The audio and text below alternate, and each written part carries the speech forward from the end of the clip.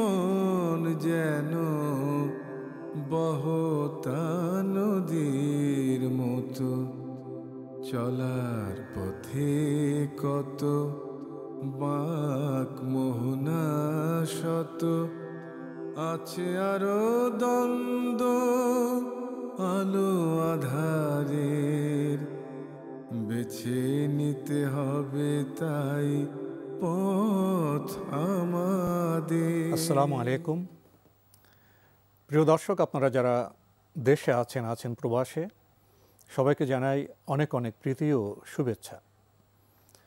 শুরু হলো এনটিভি আয়োজিত এবং লাভ হলো নিবেদিত টক শো আলোকপাত। আমাদের আজকের বিষয় প্রতিদিনের কাজ। আপনাদের সাথে আছি আমি জয়নুল আবেদিন আজাদ। আর আজকে আমাদের মাঝে অতিথি হিসেবে উপস্থিত আছেন জাতীয় বিশ্ববিদ্যালয়ের সহকারী অধ্যাপক ডক্টর মোহাম্মদ ইমাম হোসাইন। আসসালামু আলাইকুম রহমতুল্লাহি ওয়া বারাকাতুহু। প্রিয় দর্শক, আমাদের আজকের বিষয় প্রতিদিনের কাজ। এই বিষয়টি শ্রবণের পর হয়তো অনেকের মধ্যে প্রশ্ন জাগতে পারে, এটা আবার কেমন বিষয় হলো?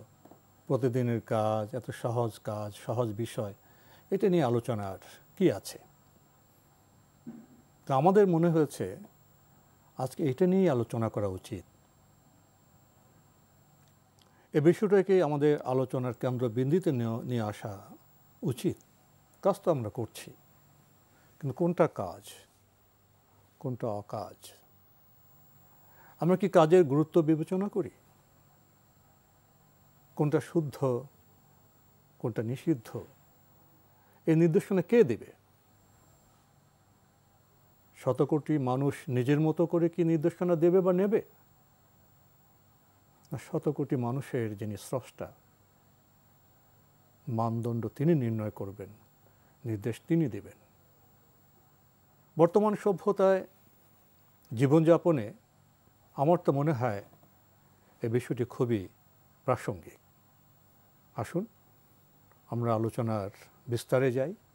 আজকের বিজ্ঞ আলোচক ডক্টর মোহাম্মদ ইমাম হোসেন থেকে এ বিষয়ে আমরা জ্ঞান আহরণ করি। শুরুতেই যদি বলি, প্রতিদিনের কাজের মধ্যে তো মানুষের কিছু সাধারণ কাজ আছে, কিছু জৈবিক কাজ আছে, উপার্জনের কাজ আছে, লেনদেনের কাজ আছে, আচার আচরণের কাজ হচ্ছে।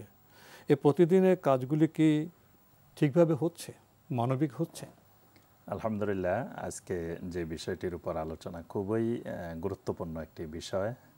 আসলে আমরা এই গুরুত্বটি অনেকেই সহজে উপলব্ধি করতে পারি না, কিন্তু বিষয়টি উপলব্ধি করার বিষয়, চিন্তা ভাবনা করার বিষয়, গবেষণার বিষয়, এবং প্রত্যেক মানুষেরই এই বিষয়টির উপর একটু চিন্তা করা জরুরি বিষয়। এজন্য আজকে এই বিষয়টির অবতারণা করে আলহামদুলিল্লাহ আমরা সকল ভাই বোনদেরকে স্মরণ করিয়ে দিতে চাই যে আসলে বিষয়টি খুবই গুরুত্বপূর্ণ একটি বিষয়, আমাদের জীবনের সাথে অঙ্গাঙ্গিভাবে জড়িত। আল্লাহ রাব্বুল আলামিন মানুষকে সৃষ্টি করে মানুষের জন্য একটি নির্ধারিত সময় ঠিক করে দিয়েছেন, যেটাকে আমরা বলে থাকি আজাল। কোরআনে কারিমের ভাষায় বলা হয় আজাল, এটাকে বলা ওমর, আয়ু, বয়স। প্রত্যেকটি মানুষের আল্লাহ রাব্বুল আলামিন একটি সময় নির্ধারণ করে নির্দিষ্ট আয়ু দিয়েছেন। তো এই নির্দিষ্ট সময়টি আল্লাহ রাব্বুল আলামিন এমনভাবে করে দিয়েছেন যে এটা বাড়ানো যাবে না, কমানো যাবে না। আল্লাহ পাক কোরআনে কারিমে বলছেন, ইদা জাআ আজালুহুম লা ইস্তাখিরুনা সাআতাও ওয়া লা ইস্তাকদিমুন। এই নির্ধারিত সময়টি যখন চলে আসবে, তখন এক বিন্দু পরিমাণ বাড়ানো হবে না, মুহূর্ত পরিমাণ বাড়ানো হবে না, তার থেকে আগানো হবে না। অর্থাৎ প্রত্যেকেরই এই ওমরটি, এই বয়সটি, আজালটি নির্ধারিত। এখন এই বয়সটিকে আল্লাহ রাব্বুল আলামিন এই সময়টিকে আবার দিন রাত্রির পরিবর্তনের মাধ্যমে সময়টিকে আল্লাহ পাক নির্ধারণ করেছেন। প্রহরে প্রহরে প্রতিটা দিন বিভক্ত হয়ে যায়। জি, প্রতিটা দিনে দিনে দিনে দিনে বিভক্ত হচ্ছে। আল্লাহ রাব্বুল আলামিন কোরআনে কারিমে এই কথাটির দিকে ইঙ্গিত করেছেন যে ইন্না ফি খালকিস সামাওয়াতি ওয়াল আরদি ওয়াখতিলাফিল লাইলি ওয়ান নাহারি লাআয়াতিল লিউলিল আলবাব। যে আসমান জমিনের সৃষ্টির মধ্যে এবং দিন রাত্রির পরিবর্তনের মধ্যে, এই যে আমাদের বয়স থেকে প্রতিদিন যাচ্ছে, দিন রাত্রির পরিবর্তন যাচ্ছে, এর মানে মধ্যে বরফের মতো যে মানে আস্তে আয়ু আস্তে ফোঁটা ফোঁটা করে গলে যাচ্ছে। এর মধ্যে আল্লাহ পাক বলছেন লা আয়াতিল লিউলিল আলবাব, যারা জ্ঞানী, যারা চিন্তাশীল, যারা চিন্তা ভাবনা করে তাদের জন্য এখানে অনেক আয়াত নির্দিষ্ট রয়েছে, নিদর্শন রয়েছে। তো ওই বিষয়টাই আজকে আমরা আলোচনা করতেছি। আসলে জ্ঞানীদের জন্য এই দিন রাত্রির পরিবর্তন প্রতিদিনের মধ্যে আসলে অনেক কিছুই চিন্তা ভাবনার গবেষণা রয়েছে। এই সময়টুকুর মধ্যে আসলে আমরা যে কাজগুলো করে থাকি, তো এই কাজগুলোকে আল্লাহ রাব্বুল আলামিন নির্দিষ্ট করে দিয়েছেন, ভাগ করে দিয়েছেন। অর্থাৎ এই কার্যক্রমগুলোর মধ্যে কিছু কাজ হবে আমাদের মালিক যিনি, রব যিনি, তার জন্য। কিছু কার্যক্রম হবে আমার নিজের জন্য, আবার কিছু কার্যক্রম করতে হবে আমার পরিবার পরিজনের জন্য। অসংখ্য হাদিসে রাসূলুল্লাহ সাল্লাল্লাহু আলাইহি ওয়াসাল্লাম এই বিষয়টি খুবই গুরুত্ব সহকারে সাহাবায়ে কেরামদেরকে শিক্ষা দিয়েছেন। অর্থাৎ একটি ভারসাম্যপূর্ণ দৈনন্দিন জীবন। যেমন আল্লাহ রসুল সাল্লাল্লাহু আলাইহি সাল্লাম সালমান আল ফারসি রাদিয়াল্লাহু তাআলা আনহু এবং আবু দারদা রাদিয়াল্লাহু তাআলা আনহু এই দুইজনের মধ্যে ভ্রাতৃত্ব কায়েম করে দিলেন। এখন দুইজন ভ্রাতৃত্ব কায়েমের পরে সালমান আল ফারসি রাদিয়াল্লাহু তাআলা আনহু যখন আবু দারদা রাদিয়াল্লাহু তাআলা আনহুর বাড়িতে গেলেন, দেখলেন তিনি সারা রাত ইবাদত করেন, ঘুমান না। তিনি গিয়ে বললেন যে আপনি ঘুমান। তিনি বললেন যে আমি তো সারা রাত ইবাদত করি। তিনি বললেন যে না, এখন ঘুমান, পরে আমরা শেষ রাত্রে উঠে আবার ইবাদত করব, একসাথে ইবাদত করব। তিনি ঘুমিয়ে গেলেন। এখন দিনের বেলায় যখন সালমান আল ফারসি রাদিয়াল্লাহু তাআলা আনহু খেতে গেলেন, আবু দারদা রাদিয়াল্লাহু তাআলা আনহু বললেন আমি তো সিয়াম পালন করছি, আমি তো খাবো না, আমি প্রতিদিন এইভাবে সিয়াম পালন করি। তো সালমান আল ফারসি রাদিয়াল্লাহু তাআলা আনহু বললেন আপনি সিয়াম ভেঙে ফেলান, আমার সাথে খাওয়া দাওয়া করেন। নফল সিয়াম, জি। তো নফল সিয়াম ভেঙে ফেললেন। এখন তখন তিনি তাকে বললেন যে শুনো, ইন্না লিরাব্বিকা আলাইকা হাক্কান ওয়া ইন্না লিনাফসিকা আলাইকা হাক্কান ওয়া ইন্না লিআহলিকা আলাইকা হাক্কান, যে তোমার প্রতি তোমার রবের একটি হক আছে, যিনি তোমার মালিক, যিনি তোমার রব, যিনি তোমাকে লালন পালন করেন, তোমাকে সৃষ্টি করেছেন, সে রবের একটি হক। আবার তোমার নফসের, শরীরেরও একটি হক আছে, তোমার নিজের একটি হক আছে, তোমার নিজের জন্য কিছু সময় দিতে হবে। ওয়া ইন্না লিআহলিকা আলাইকা হাক্কান, আবার তোমার আহালের প্রতিও তোমার একটা হক আছে। তাহলে এরপরে তিনি পরিবারের সদস্য যারা আছেন তাদের জন্য তার কিছু নির্দিষ্ট অধিকার, হক রয়েছে। তো তিনি পরে নবী সাল্লাল্লাহু আলাইহি ওয়াসাল্লামের কাছে অভিযোগ করলেন যে সালমান ফারসি রাদিয়াল্লাহু তাআলা আনহু আসার পরে তো আমার ইবাদত কমিয়ে দিয়েছে।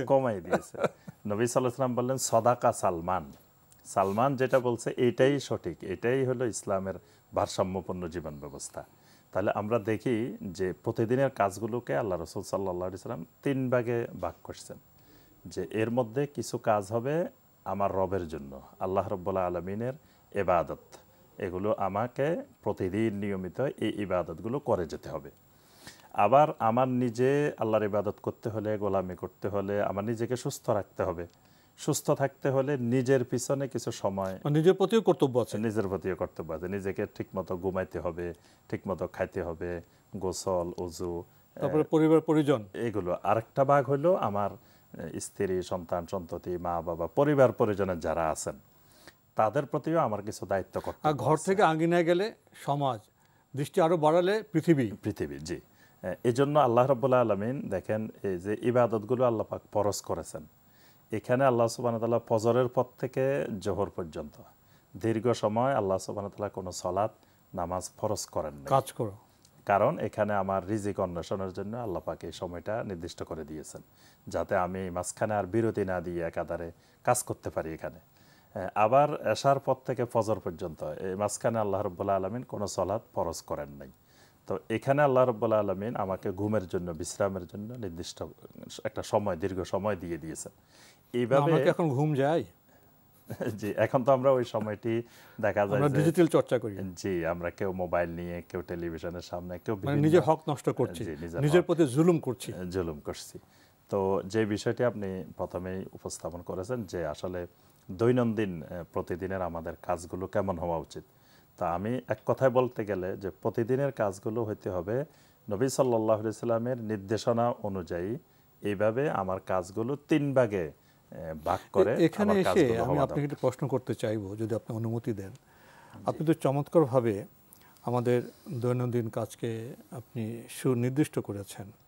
আল্লাহর সুনির্দিষ্ট ফরজ ইবাদত আছে, আমার রুটি রোজগার আছে, নিজের প্রতি কর্তব্য আছে, পরিবার পরিজনের প্রতি কর্তব্য আছে, এবং গৃহ থেকে যখন আমি আঙ্গিনায় পা রাখবো তখন আমার দৃষ্টিতে সমাজ আসবে। আল্লাহ যদি আমাকে আরও বড় করেন তখন বিশ্ব সভ্যতা আমাকে অবদান রাখতে হবে। এই যে বিভিন্ন ক্ষেত্রে আপনি কাজের কথা বললেন, তো বর্তমান সময়ে কি এই বিভিন্ন ক্ষেত্রে আমরা সঠিক কাজ করছি? আসলে দৈনন্দিন কাজগুলো আমাদের যেভাবে হওয়া উচিত আমরা সেইভাবে করছি না। আমরা যে ভারসাম্যপূর্ণ জীবন ব্যবস্থা, এটি আমরা ভারসাম্য হারিয়ে ফেলছি। অর্থাৎ যেখানে এই আমরা বলছি যে একটা অংশ আমার রবের জন্য থাকবে, অর্থাৎ যদি আমি অধিকারগুলোকে 3 ভাগে ভাগ করি তাহলে 3 ভাগের 1 ভাগ সময় আমার রবের জন্য থাকবে। দৈনিক 5 ওয়াক্ত সালাত, তারপরে এর বাইরে আমি কোরআনে কারিম তেলাওয়াত, এলেম অর্জন, দাওয়াত, অর্থাৎ দিনের যে কাজগুলো দৈনন্দিন, আমার 3 ভাগের 1 ভাগ সময় ব্যয় করা উচিত আমার আল্লাহর ইবাদত বন্দেগীর জন্য, আমার আল্লাহর কাজের জন্য, রবের জন্য, রবের অধিকার আদায়ের জন্য। আরেক ভাগ আমার নিজের জন্য করা উচিত। নিজের জন্য দৈনিক যদি 24 ঘন্টা হয় তাহলে 8 ঘন্টা সময় কিন্তু আমার নিজের জন্য দরকার। আপনার 6-7 ঘন্টা ঘুম, এরপরে আমার ওযু গোসল, আরও বিভিন্ন এলম অর্জন, নিজেকে সংরক্ষণ, আত্মশুদ্ধি, সব বিষয় মিলে। আবার আপনার পরিবার, সমাজ, রাষ্ট্র, সারা পৃথিবী যে মানুষ রয়েছে আমার চতুর্দিকে, আহাল বলতে আসলে সারা পৃথিবীটাই একটা আহাল। পরিবার, সমাজ, দেশ, রাষ্ট্র, সবার জন্য যে আমার অধিকার, এগুলোর কর্তব্য যে হক রয়েছে সেটাও আমার একটা নির্দিষ্ট সময় ব্যয় করা উচিত। কিন্তু দেখা যাচ্ছে সামর্থ্য অনুযায়ী কিন্তু দেখা যাচ্ছে আমরা এই ভারসাম্য রক্ষা করছি না। হয় একদিকে আমরা বেশি চলে যাচ্ছি, দেখা যাচ্ছে রবের হক আমরা আদায় করছি না। কোনো মুসলিম ভাই বোন দেখা যায় 5 ওয়াক্ত সালাত আদায় করছি না, বা আল্লাহর কোনো ইবাদত বন্দেগী দৈনিক করছি না। রবের হক বাদ দিয়ে আমি শুধু অর্থ সম্পদ, আমার সম্পদের আধিক্যতার পিছনে আমি সময় ব্যয় করছি। একটা প্রশ্ন করি, যে মানুষ রবের হক আদায় করবে না, সে কি পরিবারের হক, মানুষের হক, সমাজের হক আদায় করতে পারে? সে কারোই হক আদায় করতে পারে না। এই জন্য নবী সাল্লাল্লাহু আলাইহি ওয়াসাল্লাম বলছেন যে ব্যক্তি আল্লাহর শুকর আদায় করে না, আল্লাহর ইবাদত ঠিকমতো করে না, সে তো কোনো মানুষেরই শুকর গুজার করতে পারে না। সে তো নিতে হবে তাই পথ আমাদের আজকের বিষয় প্রতিদিনের কাজ। বিরতির আগে আপনি বলছিলেন একটি উদ্ধৃতি দিয়ে যে আল্লাহর হক আদায় করে না, সে পরিবার বা মানুষের হক আদায় করার মতো যোগ্যতা থাকে না তার। জি, তো এখানে আমরা যে বিষয়টি মূলত আলোচনা করছিলাম যে প্রতিদিন দৈনন্দিন আমার যে কাজগুলো যেভাবে করা উচিত ছিল, যে আমার রবের হকগুলো যথাযথ আদায় করা, এর পাশাপাশি আমার নিজের, আমার পরিবার পরিজন, দেশ, সমাজ, সবার। কিন্তু দেখা যাচ্ছে আমরা একদিকে ঝুঁকে পড়তেছি, মানে একদিকে এমন কিছু কাজ করতেছি, বেশি করতেছি যে অন্যান্য দিক আমার উপেক্ষিত। অর্থাৎ দৈনন্দিন কাজ আমরা প্রান্তিক হয়ে যাচ্ছি। আমাদের মধ্যে কাজে একটা সামঞ্জস্য নেই। জি, সামঞ্জস্য নেই। কেউ দেখা গেছে নিজের পিছনে এত সময় ব্যয় করছি যে আমি অযথা সারাদিন ঘুমাইতেছি, বা ভোগ বিলাসে ব্যস্ত, সারাদিন মোবাইল নিয়ে বা অন্যান্য বিনোদনের সামগ্রী নিয়ে আমি ব্যস্ত, শুধু প্রবৃত্তির তাড়নায় চলছি, কিন্তু অন্যান্য হকগুলোর, অধিকারগুলোর আমার দৈনন্দিন কোনো খবর নেই। আবার কেউ দেখা যাচ্ছে যে আমি পরিবার, সমাজ বা এগুলো নিয়ে কাজ করতে গিয়ে, এদের পিছনে সময় দিতে গিয়ে আমার রবের হুকুম ভুলে যাচ্ছি। অর্থাৎ এই যে ভারসাম্যহীন জীবন দৈনন্দিনভাবে, এটা একজন মানুষকে দুনিয়াবিভাবেও ক্ষতিগ্রস্ত করে, দিনের দিক থেকেও ক্ষতিগ্রস্ত করে। এজন্য নবী সাল্লাল্লাহু আলাইহি ওয়াসাল্লামের ওই প্রসিদ্ধ হাদিসটা, যেখানে 3 জন সাহাবী শপথ করছিলেন, যে একজন বলছেন যে আমি প্রতিদিন সারা রাত তাহাজ্জুদ পড়ব, সারা রাত আমি ইবাদত করব, ঘুমাবো না। একজন বললেন যে আমি প্রতিদিন সিয়াম পালন করব, প্রতিদিন রোজা রাখবো, কোনোদিন রোজা ভাঙবো না। একজন বলেন আমি জীবনে বিবাহ শাদী করব না, শুধু জিহাদ করব, আল্লাহর ইবাদত বন্দেগী করব। কিন্তু নবী সাল্লাল্লাহু আলাইহি ওয়াসাল্লাম বললেন যে এটা আমার সুন্নত নয়, এটা আমার আদর্শ নয়। ফামান রাগিবা আন সুন্নতি ফালাইসা মিন্নি। কেউ যদি আমার সুন্নত থেকে বিচ্যুত হয়ে যায়, দূরে সরে যায়, বিমুখ হয়ে যায়, সে আমার উম্মতেরই অন্তর্ভুক্ত নয়। তো এখানে এই যে একমুখী হয়ে যাওয়া, একদিকে বেশি সময় দেওয়া, যেমন আমরা স্বাভাবিকভাবে একটু চিন্তা করলে দেখি যে ধরেন পরীক্ষা দিব আমি, এসএসসি পরীক্ষা বা এইচএসসি পরীক্ষা বা যে কোনো পরীক্ষা, বিষয় 10টি বিষয়ের মধ্যে আমি 5টি বিষয়ের মধ্যে খুব ভালো করলাম, একেবারে 90-95 করে পেলাম, কিন্তু আর 5টি বিষয়ে গিয়ে আমি দেখা গেল 20 পেলাম, 25 পেলাম, তোমাদের পরীক্ষায় ফেল করব, তাহলে আমি ফেল করব। ঠিক এই দৈনন্দিন জীবনের মধ্যে যদি আমি সবগুলো হক যথাযথভাবে আমি আদায় না করি বা কাজগুলো ভারসাম্যপূর্ণভাবে সুন্নাহর আদর্শের অনুসরণে না করি, তাহলে কিন্তু আমার জীবনটা ওই মানে ফেল হবে, কৃতকার্য হওয়া সম্ভব না, অকৃতকার্য হতে হবে। দুনিয়াতেও সফল কাম হওয়া যাবে না, আখেরাতেও সফল কাম হওয়া যাবে না। আপনার এই চমৎকার বক্তব্য শুনে আমাদের প্রিয় দর্শকদের অনেকে হতে প্রভাবিত হবেন, ভাববেন আমি এই কাজগুলো করব। এখানে একটি সমস্যা হলো, প্রতিটি মানুষের সাথে শয়তান থাকে। অনেক সময় এরকম ভাব আসে যখন মানুষ আল্লাহর পথে কাজ করবে, সঠিক পথে যাবে, তখন তার প্রবৃত্তি তাকে বলে, আর তুমি একটা স্বাধীন মানুষ, তুমি কি আলেম কি বলেছেন সেই কথা তুমি কেন, নিজে বিবেচনা না, তুমি জ্ঞানী না, তোমার বিচার তুমি নিজে চলো। তো এই যে এইভাবে শয়তান আমাদের বিভ্রান্ত করে, সেখানে কয়েকটি প্রশ্ন এসে যায়। মানুষ কি আসলে স্বাধীন? স্বাধীন না হলে সে কি পরাধীন, নাকি এই দুইটি শব্দের বাইরে সে আল্লাহর বান্দা? এই বিষয়গুলোকে আপনি কিভাবে সমন্বয় করবেন? আসলে মানুষ স্বাধীন বলতে যে বিষয়টি, সেটি হলো মানুষ মানে একমাত্র আল্লাহ রাব্বুল আলামিনের বান্দা, মানুষ আর কারো বান্দা না। তাহলে মানুষ স্বাধীন, স্বাধীন এই অর্থে স্বাধীন। লা ইলাহা ইল্লাল্লাহ, জি, আল্লাহ ছাড়া তার আর কোনো মাবুদ নেই, সে আর কারো ইবাদত করে না, সে স্বাধীন, আর কারো দাসত্ব করে না, সে স্বাধীন এই অর্থে স্বাধীন। অর্থাৎ সে কোনো মানুষ এক মানুষ আরেক মানুষের গোলামি করে না, এক মানুষ আরেক মানুষের দাসত্ব করে না। এই অর্থে মানুষকে আল্লাহ রাব্বুল আলামিন স্বাধীন করে সৃষ্টি করেছেন, যে সে একমাত্র তার রবের হুকুম মানবে, তার রবের বিধান মানবে, তার রবের নির্দেশনা অনুযায়ী চলবে। কিন্তু সে রবের ক্ষেত্রে সে স্বাধীন না, মানে সে চাইলে সেখানে বান্দা, সেখানে সে বান্দা, সে এবং মানুষের প্রকৃত পরিচয় হলো সে বান্দা, সে বান্দা, মূল পরিচয়টাই হলো বান্দা। কারণ আল্লাহ রাব্বুল আলামিন জীবন বান্দিগির জীবন, জি বান্দাগির জীবন। এই জন্য আল্লাহ পাক মানুষকে সৃষ্টি করেই সূরা জারিয়াতের 56 নম্বর আয়াতে কারিমে আল্লাহ পাক সরাসরি এইভাবে বলছেন যে ওয়ামা খালাকতুল জিন্না ওয়াল ইনসা ইল্লা লিয়াবুদুন, যে আমি মানুষ এবং জিনকে সৃষ্টি করেছি একমাত্র আমার দাসত্ব করার জন্য, ইবাদত করার জন্য। তাহলে ইবাদতের সংজ্ঞা কি হবে?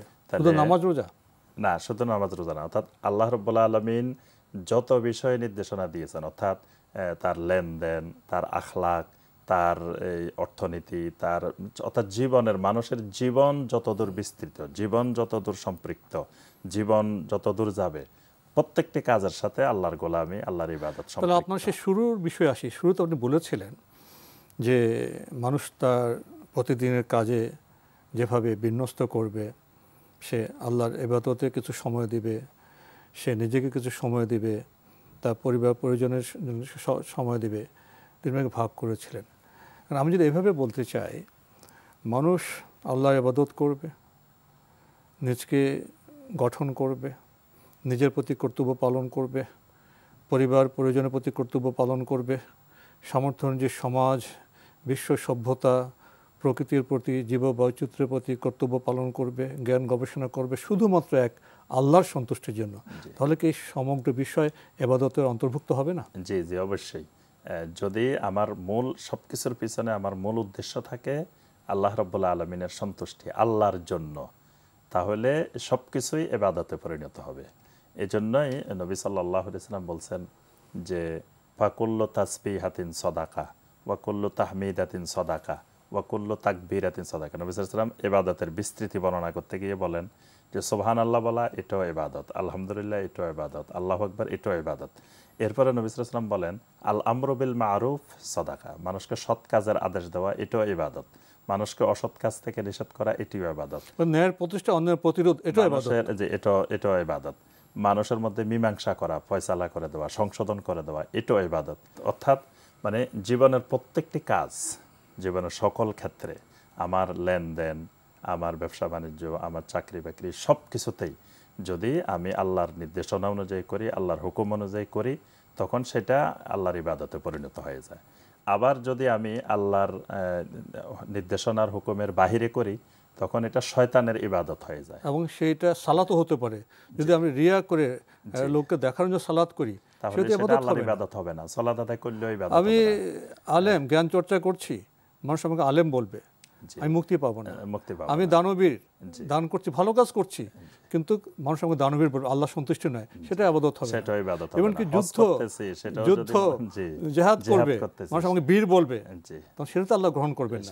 তাহলে সব কাজে আল্লাহর সন্তুষ্টি, ইখলাস, নিয়তের বিশুদ্ধতা, নিয়তের বিশুদ্ধতা, এটি যদি করি আমি, তো যে কাজটাই করব সব কাজগুলোকে আল্লাহ পাক ইবাদত হিসাবে পরিণত করেন। আর একজন মানুষ পৃথিবীতে মূলত আল্লাহর বান্দা, আল্লাহর গোলাম, তার প্রত্যেকটি কাজ হবে আল্লাহর সন্তুষ্টির উদ্দেশ্যে। আপনার কাছ থেকে আরো অনেক কথা শোনার ইচ্ছে ছিল, আলোচনা যেভাবে প্রবাহিত হচ্ছিল, কিন্তু এখানে এসে সময় আমাদের বাধা দিচ্ছে। সময় বলছে আজকে আলোচনা এখানে শেষ করতে হবে। ডক্টর মোহাম্মদ ইমাম হোসেন, আপনি কষ্ট করে আমাদের স্টুডিওতে এসেছেন, সময় দিয়েছেন, সেজন্য আপনাকে অনেক ধন্যবাদ। জি, আপনাকেও অসংখ্য ধন্যবাদ, এনটিভিকেও অসংখ্য ধন্যবাদ এরকম একটি গুরুত্বপূর্ণ বিষয়ে আলোচনা উপস্থাপন করার জন্য। প্রিয় দর্শক, আমরা দেখছিলাম এনটিভি আয়োজিত এবং লাভ হলো নিবেদিত টক শো আলোকপাত। আমাদের আজকের বিষয় ছিল প্রতিদিনের কাজ। আমাদের অনুষ্ঠান আপনারা এনটিভি অনলাইনেও দেখতে পারবেন, ভিজিট করুন www.ntvbd.com।